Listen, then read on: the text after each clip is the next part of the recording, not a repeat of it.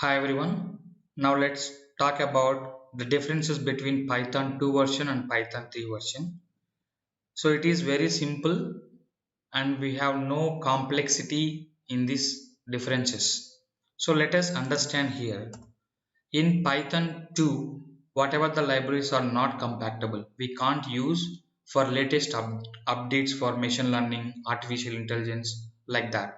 And in Python 3 libraries are used extensively for data science, artificial intelligence, machine learning for that. And when we are using Python 2, then global variables are the values are changed while using loops. So when we are using these variables inside the loop, then the values may vary. That means so we can't stay perfect values inside the variables. So now for global variable values for Python 3 will not change even though we are using in loops. So that's the beauty of Python 3. And then we use in Python 2 in notation format, and then for Python 3 we can go with the parenthesis. That means with brackets we can, that is a simple syntax differences. And in Python 2 the xrange function is used for iterations. So in loop or something else, if we want to iterate the values we use xrange function.